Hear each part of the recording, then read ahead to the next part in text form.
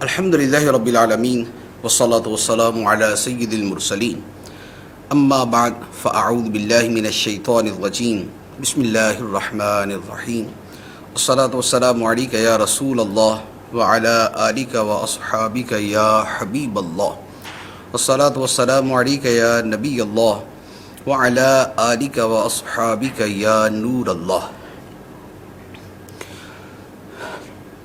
پیارے اسلامی بھائیو، عرض یہ ہے کہ چند ایک بڑی اہم باتیں آپ سے میں نے عرض کرنی ہے اور اس کے بعد انشاءاللہ عز و جل آپ کے سوالات لیں گے۔ سب سے پہلے تو ان تمام لوگوں کے لیے ہم دعا کرتے ہیں جو کرونا وائرس کا شکار ہیں اور یا اس کے متعلقہ چیزوں کا شکار ہیں۔ اللہ تعالیٰ ان سب کو شفا عطا فرمائے، انہیں صحت یاب کرے اور اللہ تعالیٰ ان کی مشکل کو دور کرے، اور خصوصاً جو ہمارے ویورز ہیں اور جو اس وقت ہم سے متعلق افراد ہیں، اللہ تعالیٰ انہیں کرونا وائرس سے محفوظ رکھے اور ان کے رشتہ داروں کو، ان کے اہل خانہ کو، سب کو اللہ تعالیٰ اس سے محفوظ بھی فرمائے اور اس مصیبت سے ان کی جان چھڑائے، اور اگر کوئی بیمار ہے تو اللہ تعالیٰ اس کو شفا عطا فرمائے۔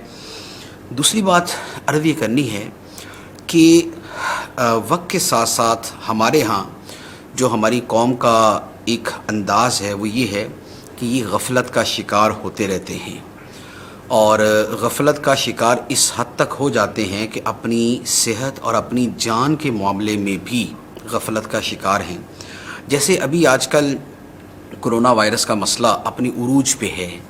جب یہ پاکستان میں شروع ہوا تو ہمارے ہاں اس وقت احتیاط کا، پرہیز کا ایک رجحان تھا، اور اسی احتیاط اور پرہیز کو سامنے رکھتے ہوئے علماء کرام نے مساجد میں بہت ساری احتیاطی تدابیر بیان فرمائیں کہ مسجدوں کے اندر اتنی عمر کے لوگ آئیں، اتنی عمر کے لوگ نہ آئیں۔ پھر اس کے علاوہ یہ ہے کہ مسجد کے اندر فاصلہ رکھا جائے، مسجد کی صفائی کے اعتبار سے، پھر مسجد میں آنے والے اپنے ساتھ جو ہے ماسک لے کے آئیں، کم از کم مسجد آنے تک، لوگوں سے ملنے تک ماسک استعمال کریں، ہاتھوں کو سینیٹائز کریں، مسجدوں کی صفائی جو ہے وہ اس لیول کی جائے۔ تو یہ علماء نے لوگوں کو تعلیم دی، سمجھایا، اور الحمدللہ اس کا بہت مثبت اثر جو ہے وہ نظر آیا کہ مسجدوں میں اگر ہزاروں مسجدوں کو بھی آپ دیکھیں گے تو آپ کو نظر آئے گا کہ وہاں پر ان احتیاطی تدابیر پر عمل ہوا، لیکن مسجد سے جو باہر کا حصہ بنتا ہے وہاں جو ہوا وہ آپ کے سامنے ہے کہ مارکیٹوں میں، بازاروں میں، دیگر پبلک پلیسز پر، شاپنگ مالز میں جو لوگوں کا رش ہوا، ہجوم ہوا، اور جو یہ سوشل ڈسٹینس تھا، سماجی فاصلہ تھا، یہ ختم اور پرہیزوں کا ستیہ ناش کر دیا گیا، یہ آپ کے سامنے ہے۔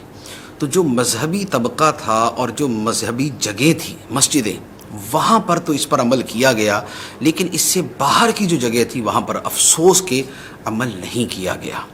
تو یہ کوئی اچھا رجحان نہیں ہے۔ جیسے مذہبی لوگوں نے عمل کیا اور پریکٹیکلی بتا دیا کہ اگر ہم ڈسپلن اور نظم و ضبط ہم اگر اختیار کرنا چاہیں تو کر سکتے، اسی طریقے سے جو دیگر جگہ تھی وہاں پر بھی یہ ہونا چاہیے تھا۔ لیکن اب تو جو ہو چکا سو ہو چکا۔ اب میں یہ عرض کروں گا کہ آج کل جو صورتحال ہے یہ بڑی نازک ہے۔ صورتحال دن بدن خطرے کی طرف بڑھ رہی ہے، مریضوں کی تعداد میں اضافہ ہو رہا ہے، اور اس کے ساتھ مرنے والوں کی تعداد بھی مسلسل بڑھ رہی ہے۔ 70، 80، 90 تک روزانہ مرنے والوں کی تعداد ہو چکی ہے۔ یہ کوئی معمولی عدد نہیں ہے۔ بیمار ہونے والے 4 5 ہزار افراد ایک دن میں بیمار ہو رہے، یہ کوئی چھوٹی تعداد نہیں ہے۔ لیکن اس کے باوجود ہمارے لوگوں کا حال کیا ہے کہ جتنی مرضی احتیاطیں بتائیں، افسوس کے عمل نہیں کیا جاتا۔ یہ میں نے اپنے سامنے یہ N95 ماسک رکھا ہے، یہ میں استعمال کرتا ہوں الحمدللہ، اور اس کے علاوہ بھی میرے پاس تقریباً 8 سے 10 ماسک ہیں، وہ مختلف قسم کے ہیں۔ اور میری گاڑی میں علیحدہ رکھا ہوا ہے، میرے گھر پہ علیحدہ رکھے ہوئے ہیں، آفس میں علیحدہ ہیں. کوشش کرتا ہوں کہ جہاں پر اس کے استعمال کی حاجت ہے وہاں پر اس کو استعمال کیا جائے. ان چیزوں کا استعمال کرنا یہ ہمارے لیے. ماسک اگر میں استعمال کروں گا تو دوسرے کو اس کا کیا فائدہ ہوگا وہ بعد میں ہے. اس کا سب سے پہلے مجھے فائدہ ہوگا. سب سے پہلے میں بیماری سے بچوں گا، اس کے بعد دوسرے کی باری آئے گی. تو یہ جو احتیاطی ہیں، یہ سینیٹائزر کا استعمال ہے، صابن کا استعمال ہے، یہ ماسک کا استعمال ہے، کوشش کر کے لوگوں کی گیدرنگ سے بچنا ہے، یہ ہمارے لیے فائدہ مند ہے. اپنی جان کی اور صحت کی حفاظت کرنا یہ دین کے بڑے بنیادی مقاصد میں سے ہے. جو دین اللہ تعالیٰ نے نازل فرمائے یہ 5 چیزوں کی حفاظت کے لیے نازل ہوئے، جس میں پہلی چیز جان کی حفاظت ہے. جان ہے، مال ہے، عزت ہے، اور نسب ہے، اور عقل ہے، اور دین ہے. یہ ایک پوری تفصیل ہے. تو جان کی حفاظت بڑی اہم چیز ہے. اس لیے میں یہ عرض کروں گا کہ برائے مہربانی یہ احتیاطوں سے غفلت نہ برتیں. خدا نہ خواستہ آپ یا آپ کے گھر میں اگر کوئی بیمار ہو گیا اور خدا نہ خواستہ کوئی بڑا سانحہ آپ کے ساتھ ہو گیا تو پوری زندگی پچھتائیں گے. تو بہتر نہیں ہے کہ تھوڑی سی ذرا ہمت کر کے اس پر عمل ہی کر لیا جائے. تو امید ہے کہ انشاءاللہ اس پر عمل کیا جائے گا. تیسری بات ایک اور عرض کروں گا، اور وہ بھی بڑی ہی تکلیف دہ بھی ہے اور بہت عجیب و غریب بھی ہے. وہ یہ ہے کہ ہماری قوم میں اچھائیاں بھی ہیں، برائیاں بھی ہیں. بعض اوقات اچھائیاں سامنے آتی ہیں تو دل خوشی سے جھوم اٹھتا ہے کہ یار الحمدللہ ہماری قوم اتنی اچھی ہے. لیکن بعض اوقات جب برائیاں سامنے آتی ہیں تو یقین کیجئے کہ دل جل اٹھتا ہے کہ یار ہمارے لوگ اتنے برے ہیں، ان میں اتنا گھٹیا پن ہے، ان کے اندر اس قدر رذالت ہے، ان کے اندر اس قدر نیچ پن ہے، یہ مفادات کے لیے اتنے اندھے ہو چکے ہیں، ان کو احساس تک نہیں ہے. یہ بھی ہماری ہی قوم ہے. اب اس کی مثال میرے خیال میں شاید دینے کی حاجت نہیں ہے، لیکن اشارتاً میں صرف عرض کر دیتا ہوں کہ جس چیز کے بارے میں پتہ چلتا ہے کہ یہ کورونا کے حوالے سے مفید ہے وہ شاید مہنگی ہو جاتی. یہ جو ماسک ہے روٹین کے اندر یہ 250 سے 300 روپے تک کا ملتا تھا N95، لیکن یہی ماسک 3000 روپے تک پہنچا ہوا ہے. کیوں؟ اس لیے کہ بہت اہم ہے، بڑا ضروری ہے، لوگوں کو ضرورت ہے، لہذا 250 روپے والا 300 روپے والا ماسک جو ہے وہ 2500 روپے تک پہنچ گیا. ابھی چند دن پہلے مشہور ہوا کہ سنا مکی جو ہے وہ فائدہ مند ہے. وہ سنا مکی ایک گھاس سی ہے کہ جس کو پوچھتا کوئی نہیں، لیکن اب وہی سنا مکی جو 200 روپے کلو ملتی تھی وہ 2500 روپے کلو ہو گئی. سینیٹائزر جب ضرورت پڑی تو وہ کہاں سے کہاں ان کا ریٹ پہنچ گیا، ان میں جال سازی شروع ہو گئی. تو اچھا اسی طرح بھی چند دن پہلے کسی نے بول دیا کہ دیسی مرغی کھانے سے بڑا فائدہ ہوگا. وہ دیسی مرغی جو ہے وہ 2000 روپے کلو ہو گئی، حالانکہ نارملی 600 روپے کلو 550 روپے کلو تک مل جاتا ہے اس کا گوشت. تو یار یہ کیا انسانیت ہے؟ یہ کیا چیز ہے؟ کوئی شرم، حیا، عقل، غیرت، کوئی احساس نام کی چیز بھی ہمارے دلوں کے اندر ہے یا نہیں؟ اگر یہی کریں گے تو یہ نہ ہو کہ اللہ تعالیٰ اس بلا کو، اس وبا کو پھر پوری وبا بنا کے لوگوں کے اوپر مسلط کر دے کہ دکھ اس کا انجام. پھر جب تمہارے دل پتھروں کی طرح سخت ہو چکے ہیں تو پھر خدا کا عذاب نہیں آئے گا تو کیا ہوگا؟ تو لہٰذا یہ ہرگز نہ کرے. اور ایک میں شرعی مسئلہ عرض کروں گا. ابھی ایک بڑا اہم علاج جو کورونا کے مریضوں کے حوالے سے سامنے آیا ہے وہ ہے پلازما. پلازما جو ہے وہ یہ ہے کہ جو مریض صحت یاب ہو گیا، جو کورونا کا مریض صحت یاب ہو گیا، اس کے بدن کے اندر اللہ تعالیٰ کی طرف سے ایک امیون سسٹم جو ہے وہ مضبوط ہوا اور اس کے اندر وہ چیز پیدا ہوگی کہ جو کورونا وائرس کا مقابلہ کرتی. تو اب اس میں سے پلازما جو ہے، جو بلڈ کا حصہ ہوتا ہے، وہ لیا جاتا ہے. اب یہ پلازما اگر کسی کورونا کے مریض کو لگائیں گے تو وہ مریض اس کے تندرست ہونے کے چانسز بہت بڑھ جاتے ہیں. یہ میڈیکلی جو ہے وہ ڈاکٹرز وغیرہ بتا رہے اور اس کا فائدہ دیکھنے میں آ رہا ہے. اب ایک بندہ کورونا کا مریض ہوا، مرنے والا تھا، مر جاتا، اس کا سینہ، اس کا پھیپھڑے جو ہے وہ کام کرنا چھوڑ دیتے، یہ بھی قبر میں لیٹا ہوتا. لیکن خدا کا کرم ہوا، اللہ کا فضل ہوا، یہ بچ گیا، یہ صحت یاب ہو گیا. جس تکلیف سے یہ نکلا، اب اللہ تعالیٰ نے اس کو یہ شے عطا فرمائی ہے کہ اگر اس کے بدن سے وہ پلازما لے کر کسی مریض کو لگایا جائے گا وہ بھی بچ جائے گا. لیکن ہوا کیا کہ کچھ لوگوں نے تو خیر خواہی کے ساتھ یہ پلازما دینا شروع کیا، لیکن ایک تعداد ہے جنہوں نے پلازما بیچنا شروع کر دیا. اور یہ پلازما کی ایک ڈرپ، ایک بوتل جو ہے وہ کتنے کی؟ 2 لاکھ، 4 لاکھ، 5 لاکھ، 10 لاکھ روپے تک بک رہی ہے. کوئی یعنی آپ غور کریں کہ بندہ موت کے منہ سے نکلا ہے، اب تو اس کو خوف خدا ہونا چاہیے اور یہ لوگوں کی خیر خواہی کرے، لیکن وہ پلازما بیچنا شروع کر دیا اتنا مہنگا. اب پلازما بیچنے کا شرعی حکم میں آپ کو بتاؤں کہ پلازما بیچنا حرام ہے، بیچنا حرام ہے. شریعت کا سمپل اصول ہے کہ اعضاء کا بیچنا حرام. کوئی آدمی یہ نہیں کر سکتا کہ اپنی آنکھ نکال کے 10 لاکھ روپے کی کسی کو بیچ دے، یا اپنا گردہ نکال کے 10 لاکھ روپے کا بیچ دے. گردے بیچے جاتے ہیں ہمارے ہاں، پتہ ہی ہے کہ یہ کاروبار ہوتا ہے، لیکن وہ حرام ہے. بلڈ پیسے لے کر بیچنا حرام ہے. اسی طرح پلازما کا 1 روپیہ لیا جائے وہ بھی ڈکیتی اور چوری اور غصب کی طرح حرام ہے. اور خواہ وہ 10 لاکھ کا بیچا جائے وہ 10 لاکھ روپے خنزیر کے گوشت کی طرح حرام ہے. لہٰذا یہ حرام مال کھائیں گے، موت کے منہ سے بچ کے آئے اور ابھی جو ہے وہ دوبارہ اسی یعنی جو خدا نے رحمت کی ہے اسی کو بیچ کر مال حرام کھانا شروع کر دیں گے. اس سے بڑی بربادی اور تباہی اور سنگ دلی اور کیا ہو سکتی ہے. لہٰذا برائے مہربانی یہ نہ کریں. جن کو اللہ تعالیٰ نے اس مرض سے نجات عطا کی ہے اور وہ دوسروں کا بھلا کر سکتے ہیں تو فری آف کاسٹ 1 روپیہ نہ لیں. 1 روپیہ بھی حرام ہے، 1 روپیہ نہ لیں. اور یہ پلازما جو ہے جو جتنا ڈونیٹ کر سکتا ہے دے سکتا ہے وہ دے. ہمارے دوسرے جو بھائی ہیں وہ بھی صحت یاب ہوں، وہ بھی اپنے گھروں کے اندر خوش و خرم رہے، ان کے گھر والے بھی پریشانی سے نجات حاصل کرے. اللہ تعالی ہمیں عمل کی توفیق عطا فرمائے. اب آپ کے سوالات کی طرف چلتے ہیں. محمد شہباز بھائی ہیں، پوچھ رہے ہیں کہ روزانہ کتنا مطالعہ کرنا چاہیے؟ مطالعہ کرنا تو اپنے ٹائم کے اوپر ڈیپینڈ کرتا ہے کہ آدمی کے پاس کتنا ٹائم ہے. تو جتنا وقت ہو اتنا مطالعہ کیا جائے.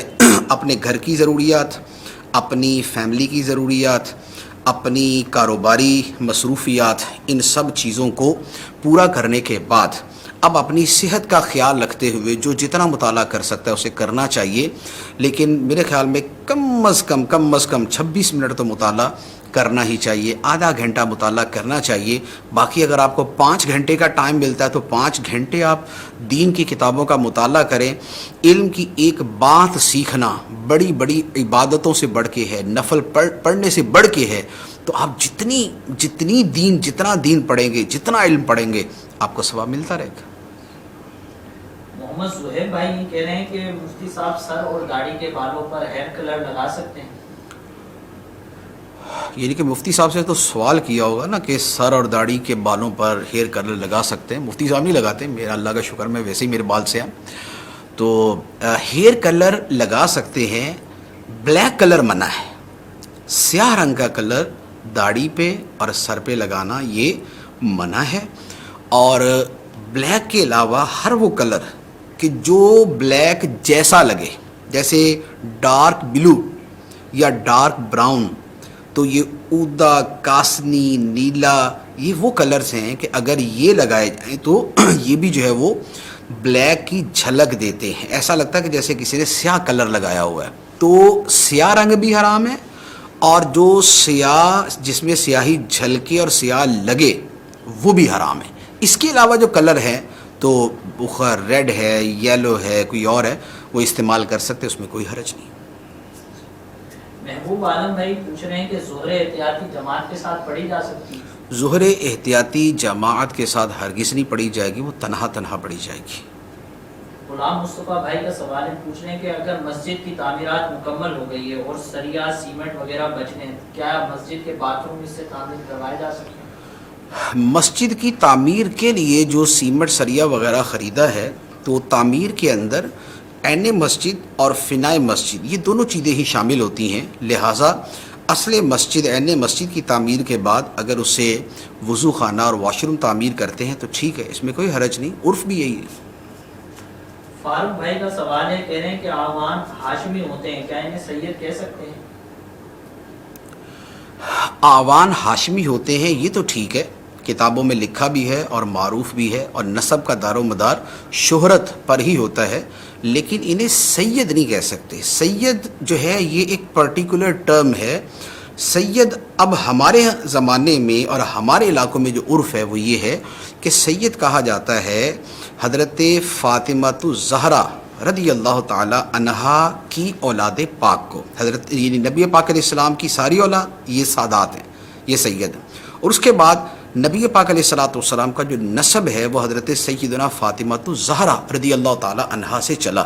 تو امام حسن حسین رضی اللہ تعالی عنہما اور آپ کی ہمشیرہ حضرت زینب، اور پھر حضرت امام حسن حسین کی جو اولاد ہے آگے، یہ سارے کے سارے جو ہے یہ سادات کہلاتے ہیں۔ اس کے علاوہ کسی کو اس نسبی اعتبار سے سید نہیں کہا جا سکتا۔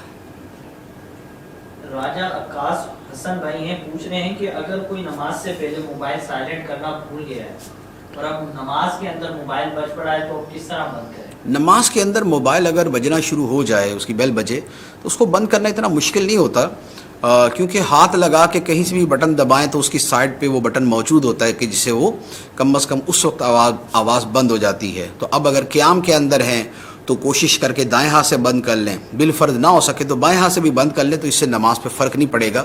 رکوع کے اندر اس سے زیادہ آسانی ہے، اور سجدے کے اندر ہے تو بھی بہرحال اس کو بند کرنا ممکن ہوتا ہے۔ اتحیات کے اندر بھی اسی طرح آسانی ہے، تو بہرحال نماز پڑھتے ہوئے ہی عمل قلیل کے ساتھ اس کو بند کر لیا جائے۔ ماں نے اگر اپنی نابالغ بچی کو سونا گفٹ کیا تو کس کی ملکیت ہے، ماں کی یا اس بچی کی؟ ماں نے نابالغ بچی کو سونا گفٹ کیا اور اس بچی نے اس پہ قبضہ کر لیا، تو اب وہ بچی ہی اس کی مالکہ شمار کی جائے گی۔ محمد شہباز بھائی ہیں، پوچھ رہے ہیں کہ کیا چلتے کاروبار میں کسی سے شراکت کی جا سکتی؟ چلتے کاروبار کے اندر شرکت کی مثال پہلے میں عرض کر دوں تاکہ مسئلہ آسانی سے سمجھ آئے، کہ مثال کے طور پہ ایک شخص کی جو ہے وہ جوتوں کی دکان ہے، شوز وغیرہ وہ بیچتا ہے، اب اس کا چلتا کاروبار ہے اور اس کے اندر 20 لاکھ روپے کا مال ہے۔ دوسرا بندہ یہ چاہتا ہے کہ یہ بھی 10 لاکھ روپے اس میں ڈال کے تو یہ بھی اس کا شراکت دار بن جائے، شریک بن جائے، گویا 30 لاکھ روپے کا کاروبار ہو جائے گا، اور 30 لاکھ روپے کے کاروبار میں جو وہ ہے یعنی کہ 2/3 وہ ایک کا ہو گیا اور 1/3 جو ہے یہ اس دوسرے کا ہو گیا۔ یہ ہے چلتے کاروبار میں حصہ ڈالنا۔ اس میں عرض یہ ہے کہ چلتے کاروبار میں شرکت نہیں ہو سکتی، کیونکہ شرکت کے لیے ضروری ہوتا ہے کہ دونوں رقم ملائیں، پھر اس رقم سے مال خریدا جائے اور مال بیچا جائے۔ لیکن ایک صورت علماء کرام نے بیان فرمائی ہے کہ اگر چلتے کاروبار میں شرکت کرنی ہو تو طریقہ یہ ہے کہ اس کا جو کاروبار کا مال موجود ہے وہ فیصد کے اعتبار سے، شیئرز کے اعتبار سے خرید لیا جائے۔ جیسے 20 لاکھ روپے کا مال ہے، ایک بندہ 10 لاکھ روپے دے گا اور اس 20 لاکھ مال کے ٹوٹل کے اندر یہ ہاف کا شریک ہو جائے گا، یعنی گویا ہر جوتے میں آدھا حصے دا۔ یہ نہیں ہے کہ اتنا مال اس کا ہو گیا اتنا مال اس کا ہو گیا، نہیں، ایسا نہیں، بلکہ ہر مال کے اندر وہ شریک ہو جائے گا۔ تو اب یہ خریدنے کے بعد اس سے شرکت کر کے آگے کاروبار اگر یہ چلائیں گے تو پھر جو اس کے نفع کی مقدار مقرر کریں گے اس کے مطابق ان کا کاروبار درست ہو جائے گا۔ کیا شیطان کو بھی موت آئے گی؟ شیطان کو بھی موت آئے گی، کیونکہ شیطان کے بارے میں شیطان نے جو اللہ تعالیٰ سے مہلت مانگی تھی زندگی کی، وہ تھی قیامت کے دن تک، انظرنی الی یوم یبعثون، کہ اے اللہ مجھے اس دن تک مہلت عطا فرما کہ جس دن لوگوں کو اٹھایا جائے گا۔ تو لوگوں کو جو اٹھایا جائے گا وہ تو نفخہ ثانیہ، جو دوسری مرتبہ سور پھونکا جائے گا اس وقت ہے، لیکن اللہ تعالیٰ نے اسے مہلت دی تھی نفخہ اولا تک، یعنی پہلی مرتبہ جب حضرت اسرافیل علیہ السلام سور پھونکیں گے، وہ جو باجا نما ایک چیز ہے اس میں پھونک ماریں گے اور اس وقت مخلوق فنا ہوگی، تو اسی وقت یہ شیطان بھی مر جائے گا، اس کو بھی موت آ جائے گی۔ ایک سوال یہ آیا ہے کہ کہہ رہے ہیں کہ میری وائف جو ہے وہ طلاق کے لیے ضد کر رہی ہے، تو میں اسے کس طرح سمجھاؤں؟ دیکھیں، یہ جو معاملہ ہوتا ہے پرٹیکولر معاملے کے اندر تو مطلقاً کہنا بڑا مشکل ہوتا ہے کہ حقیقی صورتحال کیا ہے، شوہر کی طرف سے زیادتی ہے، یہ بیوی کا مطالبہ کرنا ناجائز ہے، تو یہ تو پرٹیکولر کیس کے اعتبار سے کوئی بھی صورت ہو سکتی ہے. ہو سکتا ہے شوہر اتنا ظالم ہو کہ بیوی کا مطالبہ ٹھیک ہو، اور یہ ہو سکتا ہے کہ بیوی کو کوئی بھڑکا رہا ہو یا اسی کے دماغ کے اندر فطور آ گیا، اس وجہ سے وہ کر رہی ہے. تو اس لیے اس معاملے کے اندر سب سے پہلے تو جو سچویشن ہے، جو ایکچوئل صورتحال ہے، اس کو پیش نظر رکھا جائے اور پھر یہ بھی دیکھا جائے کہ کیا میری وجہ سے تو پرابلم نہیں ہو رہی. اگر شوہر کی وجہ سے پرابلم نہیں ہے اور بیوی غلط فہمی کا شکار ہے یا اس کو کوئی غلط فہمی میں ڈال رہا ہے، تو پھر پیار محبت سے سمجھایا جائے، اور جو بھی پھر شوہر اپنی بیوی کو دین کے احکام کے اعتبار سے بتا سکتا ہے اس کے اعتبار سے بتائے. گھر کے بڑوں کو اس میں انوالو کر سکتا ہے تو ان کو انوالو کرے. بیوی کے لیے ویسے حکم شرعی یہی ہے کہ بلا وجہ شوہر سے طلاق کا مطالبہ کرنا حرام. بلا وجہ شوہر سے طلاق کا مطالبہ کرنا یہ حرام ہے. حدیث مبارک میں فرمایا کہ ایسی عورتیں جنت کی خوشبو بھی نہیں سونگیں گی. رضوان اتاری بھائی کہہ رہے ہیں کہ مرد کا چاندی کے علاوہ دھات کی انگوٹھی پہن کر نماز پڑھنا کیسا ہے؟ مرد کے لیے جو چاندی کی انگوٹھی ایک مخصوص وزن کی ہے، 4.5 ماشے سے کم وزن کی، ایک نگینے والی، وہی پہننا جائز ہے. اس کے علاوہ کسی بھی دھات کی انگوٹھی پہننا مرد کے لیے حرام ہے، خواہ وہ سونا ہے یا لوہا ہے یا پیتل ہے یا تانبا ہے یا کوئی اور دھات. ملک بلال بھائی ہیں، پوچھ رہے ہیں کہ مسند امام احمد کی کوئی مستند شرح ہو تو بتا دیں. مسند امام احمد جو ہے اس پر علماء نے کام کیا ہے اور اس پر بہت کام کیا گیا ہے. ایک تو یہ ہے کہ مسند احمد بیسیکلی مسند کی ترتیب پہ ہے. مسند کا مطلب یہ ہوتا ہے کہ ایک صحابی سے مروی جو روایات ہیں ان کو بیان کر دیا. جیسے مثال کے طور پہ سیدنا صدیق اکبر رضی اللہ تعالیٰ عنہ سے مروی ساری حدیثیں ذکر کر دی، پھر حضرت عمر فاروق سے مروی، پھر حضرت عثمان غنی سے، پھر حضرت علی سے، پھر اس طرح صحابہ کرام. تو اس کی جو ترتیب ہے، اب اس میں کوئی نماز 70 جگہ آ سکتی ہے، روزہ 70 جگہ آ سکتا ہے. تو اس پر ایک تو علماء نے یہ کام کیا ہے کہ مسند امام احمد کو ترتیب دیا ہے فقہی ابواب کے اعتبار سے، یعنی طہارت، نماز، روزہ، حج، زکوٰۃ. اس کا فائدہ یہ ہے کہ اس سے کم از کم مسند کی ایک باب کی حدیثیں پڑھنا سمجھنا آسان ہو گیا. ایک تو یہ. دوسرے نمبر پر اس کی جو شرح ہے وہ شرح اس انداز کی نہیں ہے جس انداز کی شرح دیگر کتابوں کی لکھی جاتی ہے، کہ جیسے بخاری کی شرح ہے، مسلم کی شرح ہے، کہ اس کے اوپر بڑا تفصیلی کلام ہوتا ہے، حدیث کے راویوں پر بھی، پھر حدیث کے متن پر بھی، پھر الفاظ کی تشریح پر بھی، پھر اس کے بعد اس سے حاصل ہونے والے نکات بھی. اس انداز کے اندر مسند امام احمد پر کام نہیں ہے. ہاں اس کی صحت، اس کے ضعف، اس کے حسن ہونے پر اس پر کلام ہے، اور کچھ جو مختصر تحقیق اور تعلیق کی جاتی ہے یہ کی گئی ہے، تو یہ مارکیٹ کے اندر دستیاب ہے، یہ پڑھی جا سکتی. اسلامی بہن کا سوال ہے، پوچھنی ہے کہ اگر قرآن پاک کی تلاوت کرتے ہوئے غنہ نہیں کیا تو کیا تلاوت ٹھیک ہوگی؟ غنہ جو ہے یہ کرنا سنت ہے اور یہ مستحبات میں سے ہے، لہذا اس کا ترک اگر کریں گے تو یہ جو آداب تلاوت ہے اس کا ترک ہوگا. قرآن پاک کی قرات وہ شمار کی جائے گی. محمد اظہر بھائی ہیں، پوچھ رہے ہیں کہ چین والی گھڑی پہن کر نماز پڑھ سکتے ہیں؟ چین والی گھڑی پہننے میں علماء کا اختلاف ہے کہ چین والی گھڑی پہن کر نماز پڑھ سکتے یا نہیں. علماء کا جب اختلاف ہے تو اس سے بچنا چاہیے. البتہ دارالفتہ اہل سنت کا موقف یہ ہے، اور بہت سے کثیر سنی علماء کا موقف یہ ہے کہ چین والی گھڑی لگا کے نماز پڑھ سکتے ہیں. تو ہمارا موقف یہی ہے کہ پڑھ لی تو نماز پہ کوئی فرق نہیں آئے گا، کوئی کراہت تحریمی وغیرہ نہیں ہوگی. لیکن چونکہ علماء کا اختلاف ہے تو اس سے بچنا چاہیے. ابو بکر اتاری بھائی ہیں، پوچھ رہے ہیں کافر کے لیے دعا کرنا کیسے ہے؟ کافر کے لیے ہدایت کی دعا کر سکتے ہیں، بیمار ہے تو اس کی صحت کی دعا بھی کر سکتے ہیں. تو یہ دعائیں جو ہے اس میں تو خاص طور پہ جو ہدایت کی دعا ہے یہ تو کرنی چاہیے، اور یہ تو سنت سے بھی ثابت ہے، اور ان کے لیے اس دعا میں کوئی حرج نہیں ہے. جو منع دعا ہے وہ ہے کہ اگر کافر کوئی کفر پہ مر گیا، یعنی ظاہری اعتبار سے ہمارے سامنے جو ہے وہ کفر پہ مرا ہے، تو اب اس کی بخشش کی دعا نہیں کر سکتے. بخشش کی دعا کرنا منع ہے. یہ قرآن پاک کی آیت مبارکہ ہے کہ ما کان للنبی والذین آمنوا ان یستغفروا للمشرکین ولو کانوا اولی قربی، کہ نبی اور ایمان والوں کے لیے یہ جائز نہیں ہے کہ مشرکوں کے لیے بخشش کی دعا کرے اگرچہ وہ مشرک ان کے رشتہ دار ہوں. تو لہذا کافر کے مرنے کے بعد بخشش کی دعا اس کے لیے نہیں ہو سکتی، اور زندگی کے اندر بھی کافر کی بخشش کی دعا نہیں ہو سکتی، ہدایت کی دعا کی جائے گی. آدم علی اتاری بھائی کہہ رہے ہیں کہ ماشاءاللہ بہت اچھا قرآن ہے. صلاح الدین بھائی کہہ رہے ہیں کہ مفتی صاحب میری شادی کو 20 سال ہو گئے، میرے لیے اولاد کی دعا فرما دیں، اولاد نہیں. اللہ تعالیٰ آپ کو اولاد نرینہ عطا فرمائے، اولاد صالحہ عطا فرمائے. ایک سوال یہ موجود ہے ہمارے پاس کہ کیا امام کا اقامت کے وقت مصلی پر موجود ہونا ضروری ہے؟ امام کا اقامت کے وقت مصلی پر موجود ہونا نہ ضروری ہے، نہ واجب ہے، نہ سنت ہے، کچھ بھی نہیں. نبی پاک صلی اللہ تعالیٰ علیہ وآلہ وسلم سے بہت سے طریقے ثابت ہیں، جن میں یہ بھی ہے کہ جب حی علی الصلاح حی علی الفلاح قد قامت الصلاح یہ کہا جاتا تو نبی پاک علیہ الصلوۃ والسلام اپنے حجرہ مبارکہ سے باہر تشریف لاتے، تو اس وقت صحابہ کرام دیکھ کے کھڑے ہو جاتے. یہ حضرت انس رضی اللہ تعالیٰ عنہ سے مروی ہے. تو لہٰذا کوئی یہ متعین طریقہ نہیں ہے کہ امام مصلی پر ہوگا تو اقامت کہی جائے گی.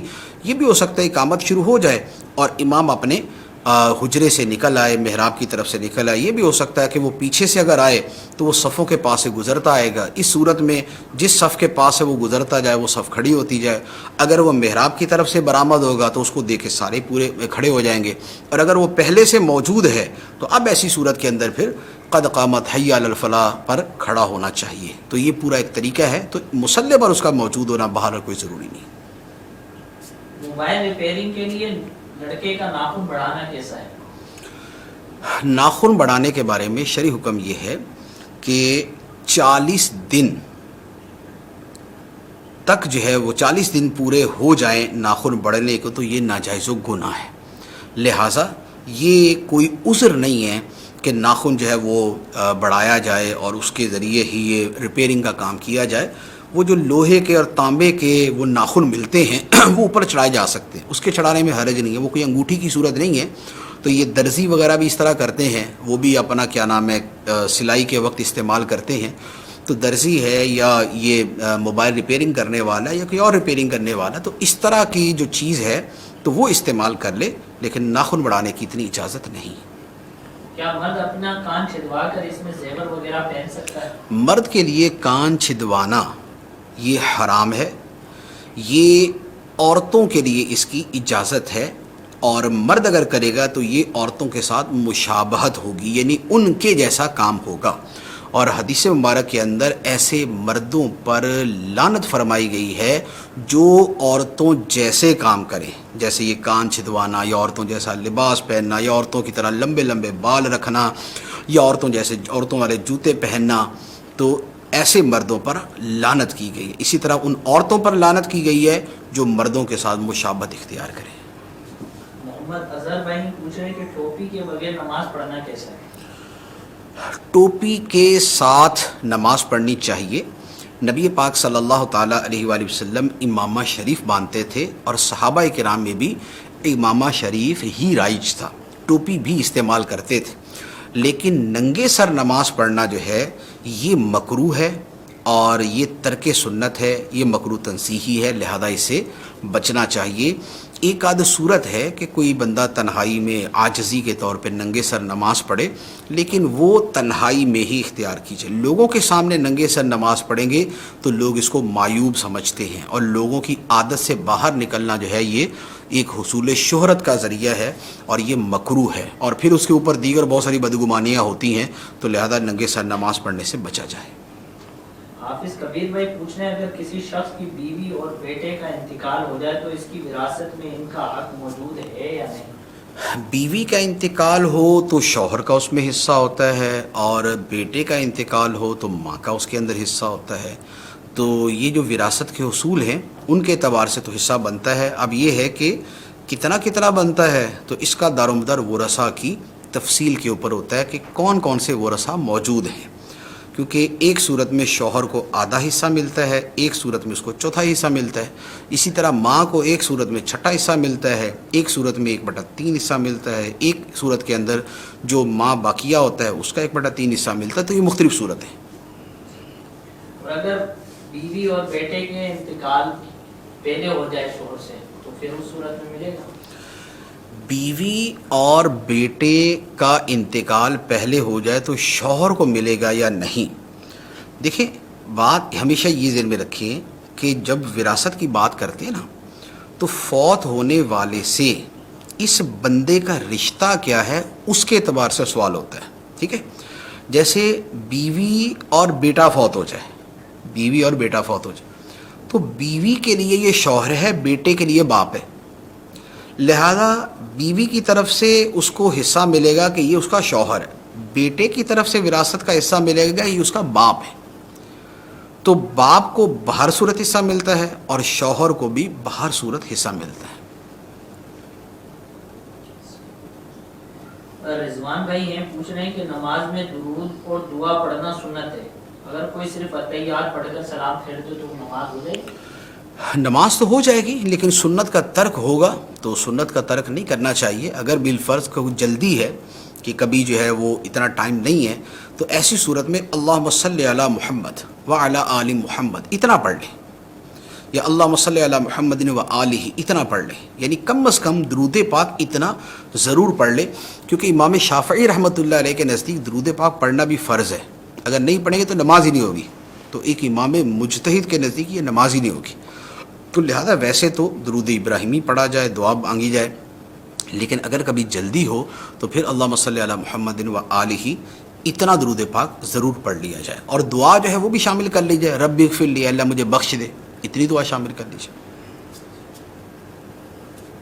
نزاکت علی بھائی ہیں پوچھ رہے ہیں کہ کفریہ وسوسے بہت آتے ہیں، اس کا کوئی حل بتائیں۔ کفریہ وسوسوں کا حل جو ہے نا، دیکھیں اس میں یہ بڑا ایک پیچیدہ سا مسئلہ ہوتا ہے۔ سب سے پہلے تو میں یہ عرض کروں گا کہ عام طور پہ جن کا معدہ خراب ہوتا ہے نا ان کو وسوسے زیادہ آتے ہیں، تو پہلے تو یہ دیکھ لے کہ معدہ تو خراب نہیں ہے، کیونکہ گیسز دماغ کو چڑھتی ہیں، اس سے وسوسے آتے ہیں، لہذا اگر ایسا مسئلہ ہے تو معدے کا علاج کرائیں۔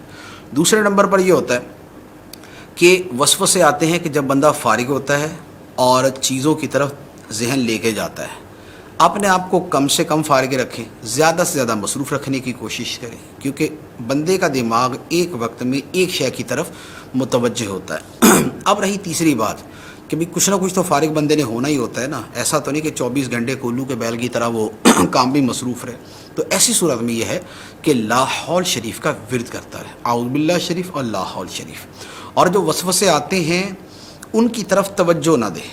وسوسوں کا سب سے بنیادی علاج یہی ہے کہ ان کی طرف توجہ نہ دے، اور یہ اعوذ باللہ شریف، لا حول شریف یا آمنت باللہ یہ کہتا رہے، میرا اللہ پہ ایمان ہے، میرا اللہ پہ ایمان ہے، اللہ کے رسول پہ ایمان ہے، بس یہ پڑھتا رہے۔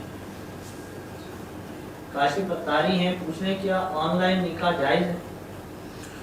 آن لائن نکاح کی صورت جو ہے وہ درست بھی ہو سکتی ہے اور غلط بھی ہو سکتی ہے۔ ایک تو یہ ہے کہ مثال کے طور پہ دوسرے ملک کے اندر لڑکا ہے اور لڑکی یہاں پر ہے، تو اب لڑکا لڑکی آپس کے اندر ایجاب و قبول کرے، یعنی لڑکا لڑکی سے کہے کہ میں نے تمہیں اپنے نکاح میں لیا اتنے حق مہر کے بدلے میں، لڑکی کے میں نے قبول کیا، اگر یہ انداز ہے تو یہ نکاح درست نہیں ہے، کیونکہ لڑکا اور لڑکی یا ایجاب کرنے والا اور قبول کرنے والا یہ ایک مجلس میں نہیں، ٹھیک۔ دوسری صورت یہ ہے کہ لڑکا جو ہے وہ اس لڑکی کے پاس موجود کسی شخص کو یا خود اس لڑکی کو وکیل بنا دے، جیسے لڑکی موجود ہے تو اس نے لڑکی کے ماموں کو، چچا کو وکیل بنا دیا کہ آپ میرا نکاح اس لڑکی کے ساتھ اتنے حق مہر پہ پڑھا دیں۔ اب یہاں پر وہ جو چچا یا ماموں جس کو وکیل بنایا ہے وہ لڑکی سے ایجاب ایسے ہی کرے گا کہ جیسے مولانا صاحب جو ہے وہ عام نکاحوں میں کرتے ہیں، تو یہ یہاں ایجاب و قبول کرے گا گواہوں کی موجودگی میں، لیکن یہ آن لائن چل رہا ہے اور وہاں پر لڑکا بیٹھا ہوا دیکھ رہا ہے، یا یہ لڑکے کی طرف سب کچھ ہو رہا ہے تو یہاں لڑکی اور اس کے گھر والے بیٹھ کے دیکھ رہے ہیں، تو اگر آن لائن اس انداز میں ہے تو پھر ٹھیک ہے، لیکن اگر یوں ہے کہ ایجاب وہاں سے ہے، یعنی آفر نکاح کی کہ میں تمہیں اپنے نکاح میں لیتا ہوں یہ وہاں سے ہے اور قبول کرتی ہوں یہ ادھر سے ہے، تو یہ والا نکاح نہیں ہوگا۔ لفظ ہو کا کیا مطلب ہے جو عموماً ذکر کرتے وقت کہا جاتا ہے؟ محمد احمد بھائی کا سوال۔ دیکھیں ہو جو ہے یہ دو طرح ہے، ایک تو ہے اللہ، یعنی لفظ اللہ جو ہے اس میں جلالت، اس میں کیا ہے الف لام لام ہا، تو اس کا جو آخری حرف ہے ہا، یہ وہ والا ہو، تو یہ گویا صرف اس ہو کا ہے۔ دوسرا یہ جو ہو ہے یہ ہے ہوا، ہوا کا مطلب ہے وہ، جیسے نا انا کا مطلب میں، انتا کا مطلب تو ہوا کا مطلب وہ، اور اس سے مراد بھی اللہ تعالیٰ۔ تو یہ ضمیر جو ہے یہ لوٹتی ہے اس میں جلالت کی طرف، اللہ تعالیٰ کی طرف۔ تو لہذا اب یہ جو ہو لگایا جاتا ہے تو اس سے مراد پھر اللہ تعالیٰ کی ذات ہوگی۔ لیکن یہ جو ہم ذکر کرتے ہیں نا اللہ، یہاں جو لفظ ہو ہوتا ہے یہ اسی لفظ اللہ کا آخری حرف ہوتا ہے۔ ایک ہوتا ہے ہو صرف اتنا ہی، یہ جو ہو ہے نا، ہو صرف، تو یہ بھی بذات خود ایک ذکر ہے، اور یہ بھی اولیاء کرام کے اندر رائج ہے، اور یہ بھی باقاعدہ کیا جاتا ہے بابا فرید رحمۃ اللہ علیہ، اور اسی طریقے سے سلطان باہو رحمۃ اللہ علیہ، اور اسی طریقے سے حضرت سید گیسو دراس رحمۃ اللہ علیہ، تو ان سے بھی یہ اذکار مروی ہیں۔ تو یہ بڑے ایک دلچسپ اور بڑی خوبصورت دنیا ہے اللہ تعالیٰ کے ذکر کی، اللہ تعالیٰ کی محبت کی۔ عورت کا اپنے شوہر کے لیے بناؤ سنگار کرنا کیا ضروری ہے شرع؟ عورت کا اپنے شوہر کے لیے بناؤ سنگار کرنا یہ بہت بڑا نیکی کا کام ہے، حتیٰ کہ عورت کے حق میں نفل نماز پڑھنے سے زیادہ ثواب اور زیادہ فضیلت اپنے شوہر کے لیے بناؤ سنگار کرنے میں۔ تو عورت ایک طرف نفل پڑھے اور دوسری طرف جو ہے وہ شوہر کے لیے سنگار کرے، تو یہ سنگار کرنا جو ہے یہ اس کے نفل پڑھنے سے زیادہ فضیلت رکھتا ہے۔ تو یہ تو ہے عمومی حکم۔ اب یہ ہے کہ شوہر بیوی کو حکم دے کہ تم میرے لیے بناؤ سنگار کرو، تو شوہر حکم دیتا ہے تو پھر عورت کے اوپر یہ فرض ہو جاتا ہے، کیونکہ بیوی کے لیے شوہر کی اطاعت کرنا فرض ہے، لہذا اب بیوی پہ فرض ہے کہ وہ شوہر کا حکم مانے اور اس کے لیے بناؤ سنگار کرے۔ ہاں شوہر یہ کہے کہ بناؤ سنگار کرو غیروں کے لیے، کہ کسی مخلوط محفل میں اور کسی جگہ جانا ہے اور وہاں پر جو ہے نا بالکل بے پردہ بیوی کو لے کے جانا ہے، اور وہاں جانے کے لیے بناؤ سنگار کا بولے، تو یہ بیوی کے لیے ماننا جائز نہیں ہے۔ شوہر کے لیے ماننا جو ہے یہ اس کے لیے لازم ہے، ویسے کرنا مستحب ہے، ثواب کا کام ہے۔ اجنبی اور غیر محرم کے لیے کرنا جو ہے یہ اس کے لیے جائز نہیں ہے۔ کیا غسل کے بعد وضو کرنا اسراف کہلائے گا؟ غسل کے بعد وضو کرنا اسراف نہیں ہے، یہ اسراف میں نہیں آئے گا۔ کیا گھر کی چھت پر سو سکتے ہیں؟ گھر کی چھت پر سو تو سکتے ہیں، سونے کے اندر تو ایسا کوئی حرج نہیں ہے۔ ہاں احادیث طیبہ کے اندر منع کیا گیا ہے کہ جس چھت کی منڈیر نہ ہو، دیواریں نہ ہو، تو اس پہ نہ سویا جائے، کیونکہ اگر دیواریں نہیں ہوں گی تو سوتے میں کوئی آدمی اٹھ کے چلنا شروع ہو گیا تو سیدھا ہی نیچے آئے گا، تو یہ تو سیدھا اپنے آپ کو ہلاکت میں ڈالنا ہے، یہ منع ہے۔ لیکن اگر دیواریں ہیں تو پھر چھت کے اوپر سونے میں حرج نہیں ہے۔ ہاں یہ ضرور دیکھا جائے گا کہ کوئی بے پردگی کی صورت نہ ہو، جیسے اگر عورت چھت پہ سوتی ہے اور پاس پڑوس کے اندر اونچے مکان ہے اور ان کی طرف سے تانگ جھانک کا اندیشہ ہے، تو ایسی صورت کے اندر اس سے اجتناب کیا جائے گا۔ رضوان بھائی ہیں پوچھ رہے ہیں کہ رکوع اور سجود میں 3 بار تسبیح پڑھنا لازم ہے؟ رکوع اور سجدے میں 3 مرتبہ تسبیح پڑھنا سنت ہے، یہ واجب نہیں۔ اسماعیل بہن کا سوال ہے، کہہ رہی ہیں کہ عقیقے کے بارے میں کیا کہتے ہیں آپ، ضروری ہے؟ عقیقہ کرنا بھی سنت ہے، واجب نہیں ہے، اور نبی پاک صلی اللہ تعالیٰ علیہ وآلہ وسلم نے امام حسن حسین رضی اللہ تعالیٰ عنہما کا عقیقہ فرمایا اور خود اپنا بھی کیا، اور عقیقے کی فضیلت بھی بیان فرمائی، اور مسلمانوں کے اندر یہ رائج بھی ہے، تو لہذا عقیقہ کیا جائے۔ 7ویں دن، بچے کی پیدائش کے 7ویں دن عقیقہ کا وقت ہوتا ہے، اس دن عقیقہ کیا جائے، اور اگر 7ویں دن نہ ہو سکے تو پھر زندگی میں 7ویں دن کا حساب رکھ لیں۔ 7ویں دن کا حساب آسان ہے کہ جس دن بچہ پیدا ہوا اس سے ایک دن جو پہلے کا دن ہے یہ 7واں دن بنتا ہے۔ بچہ جمعے کو پیدا ہوا تو پوری زندگی میں جو بھی جمعرات آئے گی یہ اس کے 7 کے حساب سے ہی آئے گی۔ پیر کو بچہ پیدا ہوا تو ہر آنے والا اتوار جو ہے وہ اس کا 7واں دن 7واں شمار کیا جائے گا، تو 7ویں دن کے اعتبار سے عقیقہ کریں۔ چیز خریدتے ہوئے ریٹ کب طے کریں, چیز اٹھانے سے پہلے یا اس کے بعد؟ چیز اٹھانے سے پہلے یا اس کے بعد کا تو اصل اعتبار نہیں ہوتا, اعتبار ہوتا ہے سودا جو ہے وہ فائنل کرنے پر جو ہے وہ ریٹ پکا ہو, اس وقت جو ہے نا ریٹ فائنل ہونا چاہیے. مثال کے طور پہ چیز اٹھا لی, اب چیز اٹھانے کے بعد اس سے کہا کہ بھائی صاحب کتنے کی ہے, تو اس نے کہا جی 100 روپے کی ہے. اب کہا ٹھیک ہے, تو اب چیز تو پہلے اٹھا لی ہے لیکن سودا نہیں ہوا, تو لہٰذا یہ ٹھیک ہے. لیکن ایک یہ ہے کہ اس سے کہا کہ ہاں بھی ٹھیک ہے, یہ میں نے آپ سے خرید لی, یہ بھی خرید لی, یہ بھی خرید لی, ڈال دو اس کو. اب خریدنی بول دیا اور ریٹ طے نہیں کیا, تو یہ ناجائز ہو جائے گا, یہ گناہ ہو جائے گا, جبکہ اس کا ریٹ ویسے فکس نہ ہو. تو لہٰذا اصل یہ ہے کہ جب سودا فائنل ہوتا ہے اس وقت ریٹ طے ہو جانا چاہیے. کیا ایک سے زائد میتوں کی نماز جنازہ ایک ساتھ پڑھی جا سکتی ہے؟ ایک سے زائد میتوں کی نماز جنازہ ایک ساتھ پڑھ سکتے ہیں. افضل یہ ہے کہ علیحدہ علیحدہ پڑھے, ہر ایک کی جدا پڑھے, لیکن اگر زیادہ کی پڑھنا چاہیں تو پڑھ سکتے ہیں. جیسے بعضوں کا بہت زیادہ تعداد ہے تو بھی پڑھ سکتے ہیں.